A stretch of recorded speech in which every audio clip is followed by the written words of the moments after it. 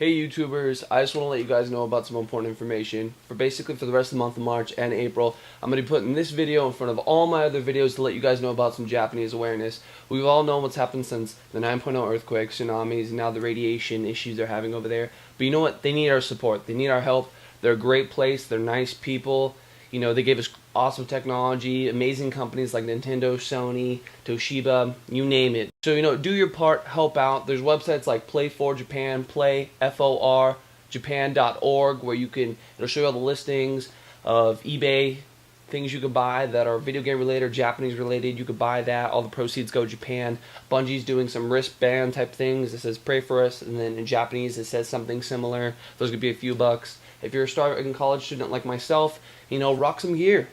Like I have a Tokyo shirt going on. Tokyo shirt right here. What's up? And then I wear my Naruto stuff. I'm rocking a, Japanese-esque haircut. It's the best I could do. I'm white. I don't got a lot of options. I'm being honest. And just do your part, because they need our help right now. They're great people. They could use some help. So if you guys can, do whatever you can. Let the world know that Japan needs our help. Now back to our video. Hey YouTubers, it's Jeff Yannick here again. We're going to talk about some gaming news updates for the last few weeks. So let's just jump right into it. So one of the first things I want to talk about is Arkham City has a in-game footage trailer or preview or whatever you want to call it.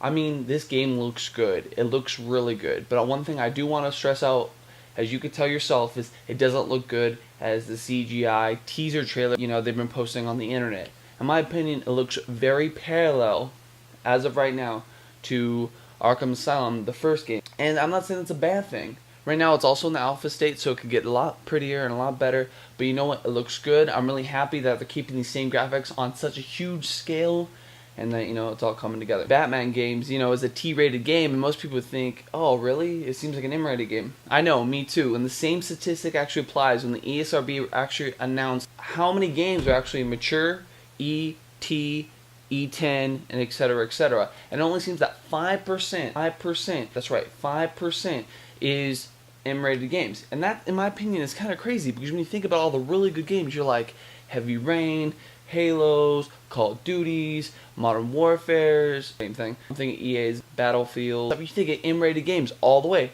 but apparently there's only 5%. So that kind of makes you sit down and think and wonder, what the heck's going on? Am I just crazy, or just these mature rated games just for me? We're going to have our own little podcast or show on the side talking about some of these really topics like ESRB rating and some other major issues going on. So look forward to that. Moving on to other games, maybe some old school M-rated games before they had ESRB, is River City Ransom. River City Ransom is actually getting a remake.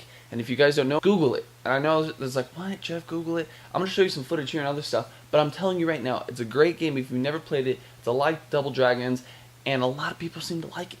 And they're making a remake for it, and it's going to be, it seems like a PSN XBLA type thing. Kind of similar news coming from Japanese developers. Square Enix is actually going to form a cellular division for game development called Hippo's Lab. Hippo's Lab, what the hell is that? I don't know. It's some Japanese thing that Japanese people made, and apparently they like hippos. They put them in a lab, and they're saying, we're going to make a game! And I'm like, okay, if it's cool. And hopefully it is, because, cellular games are getting on the rise, and hopefully we could start getting some more good stuff. They might actually end up making a game for the new Xperia Play, which is in the news again. Sony Ericsson Xperia Play, a mouthful, I know, might be free. Yes, free. And this is the reason why I say this. European carrier Vodafone, 40% owns Verizon Wireless, going to give away the phone free with a 2-year contract. What? Free? 2-year contract? Seriously? Seriously. And it makes me thinking, okay, if that's Vodafone, which is a parent company of Verizon Wireless, and Verizon Wireless is getting this phone apparently in the next couple of weeks, that's the word, I guess. I just kind of did some research, and it's not official, but that's what it seems like. It might be free, or really close to free, so it might be a $50 phone, it might be a $100 phone, but you want to know something? That's freaking awesome, considering the fact it's a gingerbread phone, which is Android 2.3, and a game controller. For all you cynics out there, go F yourselves, because that's pretty effing cool, and it's the first cell phone to ever bring that kind of stuff to us. Well, at least the controller part, so I'm really excited about that. The games could cost as much as $15. Now, this came from an interview of an SC head chair, which is the European organization. There's Gameloft games that look like, as of this point in time, could be up to equivalent of $15. They were doing the translation, and it was about equivalent $15. In my opinion, I'm okay with that. iPad games as of right now are already at that price level. They're making real games for this, and not just a universal game that they're porting out. I'm willing to pay $15. I'm willing to pay $20, as long as it's a good gaming experience and it's worth that value. And for everyone out there on their iPhone, but I only paid 99 cents for it. Yeah, and your game's shit. Those games of that similar price point aren't that great. And if you're a hardcore gamer, you know what I mean. And if you're not, you know, iPhone's great for you. Don't get me wrong. It's great. Just stick to it. But I'm pretty sure you're not watching this show right now. And talking about Sony development teams and maybe games coming up, and a development team that just came out that might be making a game for it, or at least integration with Facebook, is Insomniac Click. What? Insomniac Games is making a new development team called Insomniac Click that's going to be making games for Facebook. What? Why? They're going to make the next Farmville with Resistance? No and no. We don't know exactly what they're going to be doing. They haven't said anything official, but what they did say is they're going to make real games. And when they mean real games, they were already in a lengthy interview talking about games like Galaga, Pac-Man. Those old really cool classic games that had real gameplay mechanics and not click it to win it type gameplay, which that's what I call those Farmville games, click it to win it, but real type gameplay. And that's what they really want to establish and get it out there. A lot of people are saying Facebook is the kind of new arcade where you just kind of go there, play some cool games, and get in and get out, and it's really casual. And that might be the case, and that'd be good to see real developers, aka Insomniac Games, real developer, get into this market and to make real games. So that'll whet their appetite to buy real games on their real systems, and it's just all good stuff, you know. Oh, it's funneling. It's funneling to, you know, core games. Funneling. Woo! That probably looks wrong, but still, you know what I mean. Some other Sony information, and sorry if this is the Sony half of the show, but, you know, just kind of all ran together, and I figured it'd be great to just talk about it all together. They're getting Beyond an Evil in May. If you guys don't know what Beyond an Evil is, I think I talked about in one of my previous shows. If you don't, Google it. It's a great, critically acclaimed game that did not sell well, but is fantastic. It's put up in HD and released on the downloadable networks. They already did XBLA, and now it's coming to PSN this May. Also coming to PSN is a free-to-play MMO, massively multiplayer online game, the game Free Realms. And if you guys know anything about it, it is a little kiddie game. That doesn't have to stop you from playing it. You have a PlayStation Network and internet connection. Play the game, it's free. I'm not saying it's not a little kid's game. I'm just saying it might be fun. There's a lot of games rated E out there that I would still play, or at least I would think they're kind of cool. The Blob, that was a pretty cool game. I'm not saying it's amazing, but it's an E game and it's still pretty cool. So, I don't know, check it out. That's all I'm saying. And it's free. You know, you can't be free. You're free to play, come on. Again, Sony news. NGP looks like it might be priced at $250. And everyone is all of a sudden shocked. That's right, shocked. Or $350. What, Jeff? $250? $350? Why? And I'll tell you why. Because the game developer Ubisoft that made Assassin's Creed and the Prince of Persia series has done a survey, and they were going around asking questions if people would buy the PSP2 or the NGP at $250 or $350 with the 3G capabilities. And you're thinking, okay, that's just a survey, but you want to know something? Those developers have this kind of information. They're told this information at the beginning to be like, hey, come support a new handheld. And Sony really probably has to be pushing this really hard. And I don't think anything above $350 will really sell in general, in my personal opinion. So a $250 to $350 price mark is genius. And that means they'd be competing directly with the 3DS.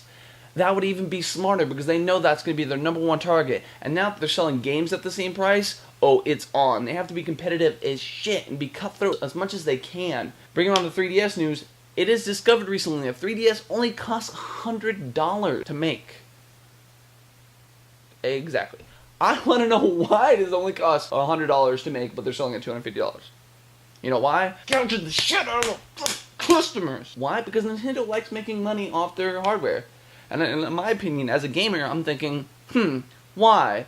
Well, you're going to tell me you're going to take a simple, in my opinion, gimmicky concept that no one really gives a shit about, 3D, and most people still aren't using it because it either gives people headaches, it's nauseating, you can't play more than half an hour at a time. 3D, on top of a DS with a little bit better graphics, let's say GameCube graphics, and that's what they're giving us.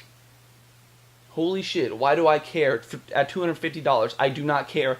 That means they're gouging us. They're taking money out of my pocket and saying, here, let me take your money. Let me take your money. Oh yeah, yeah, thank you. Thank you. You know, no.